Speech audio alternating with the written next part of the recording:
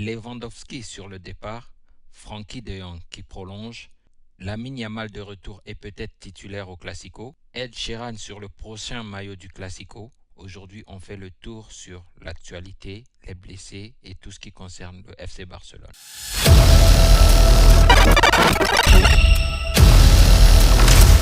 Salut les boss, j'espère que vous allez tous bien. On se retrouve aujourd'hui pour une vidéo complète sur l'actualité du FC Barcelone comme je l'ai annoncé à l'intro. Lewandowski, Frenkie de Jong, Fermin Lopez, le point sur toutes les blessures, la collaboration avec Ed Sheeran sur le Classico. Tu vas tout savoir concernant l'actualité du FC Barcelone. Premier point, on parle de l'avenir de Lewandowski. On sait tous que cette semaine, son agent Pini Zahavi a pris la parole et a dit que au moment voulu, cette saison, ils vont faire le point sur la carrière de son joueur. Lewandowski, de son côté, il se déclare encore fort et qu'il a encore de l'âge et qu'il peut encore donner pour le club, mais on sait tous que l'âge est en train de peser sur lui. De l'autre côté, selon Fabrizio Romano, son contrat court jusqu'en 2026, mais le club considère déjà que c'est fini et que c'est la dernière saison pour Lewandowski. Honnêtement, cette saison, on sait tous voir que Lewandowski, avec l'âge, son corps ne suit plus. Physiquement, il ne presse plus. Même dans les contrôles, dans le mouvement du jeu, on sait tous voir que Lewandowski n'est plus le joueur qu'on a connu au Bayern quelques années avant.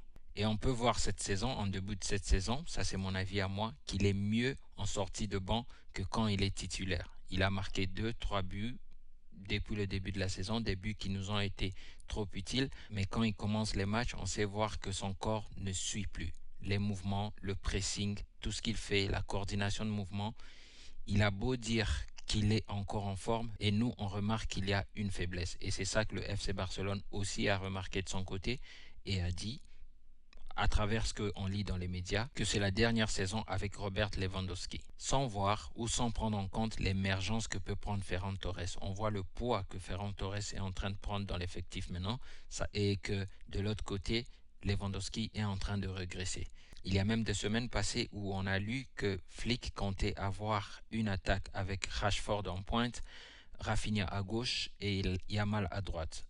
Ça, c'est encore à voir parce que ce qui est vrai, Lewandowski est quand même décevant en pointe depuis certains matchs. Moi, personnellement, je pense qu'il est mieux en sortie de banc qu'en étant titulaire cette saison. Après, ça reste à lui de prouver dans les semaines qui viennent s'il le mérite ou pas. Parlant de Frenkie de Jong, c'est officiel, il va prolonger avec le FC Barcelone. En lisant l'actualité, on a vu qu'ils avaient déjà signé le pacte, ça veut dire que c'est déjà acté. Mais attention, ce qui est plus important, c'est son salaire. Pour rappel, il touchait jusqu'à 24 millions bruts avec le report post-Covid.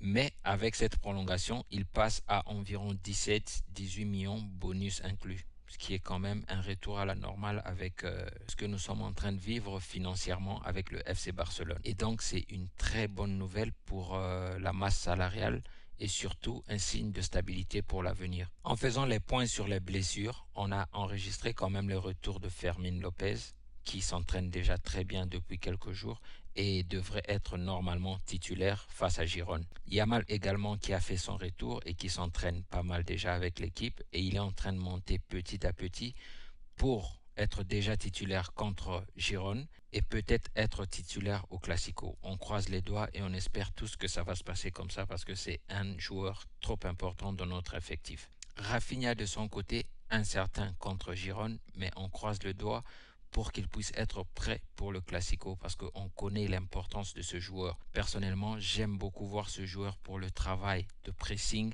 pour le premier travail, le pressing de la première ligne. C'est un joueur trop important dans notre effectif. Sans compter son apport offensif, il apporte beaucoup offensivement aussi, mais honnêtement, dans les jours passés ici, j'ai plus ressenti son absence dans le travail du premier rideau offensif, le pressing du premier rideau, et j'espère qu'il sera là pour les matchs importants qui arrivent. Déjà contre Girone, s'il peut être là, ça sera déjà très bien, mais aussi contre le Real Madrid au Classico. On croise les doigts et on espère le voir dans les prochains matchs. Dani Olmo, blessé au mollet, environ 2 semaines ou 3 d'absence, je crois. Il pourrait manquer le Classico. Mais moi, personnellement, avec les performances récentes de Dani Olmo, même s'il était en forme, je ne m'attendais jamais à le dire un jour. Fermin passe devant Olmo cette saison. Jusque-là, jusqu'à preuve du contraire, jusqu'à ce qu'il nous montre s'il est capable de reprendre sa place. Fermin a prouvé qu'il est plus important que Daniel Olmo cette saison. Donc, avec le retour de Fermin, je pense que son absence, qu'il prenne son temps, qu'il se repose et qu'il revienne en force pour aider le club au moment voulu. Parlons du maillot spécial Ed Sheeran. Après Coldplay et Travis Scott, c'est Ed Sheeran qui s'invite au maillot pour le Classico.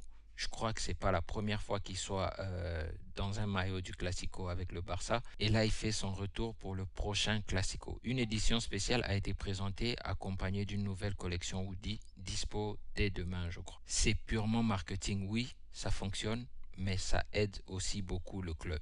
Le Barça change, Flick s'adapte, les jeunes reviennent, les blessés reviennent, le club se prépare pour l'avenir. En tout cas, les gars, dites-moi ce que vous pensez. N'hésitez pas de partager, de liker, ça aide beaucoup pour le référencement, de partager et surtout, n'hésitez pas de me dire en commentaire ce que vous pensez de l'actualité qui a été couverte dans cette vidéo. On se capte à la prochaine. Ciao.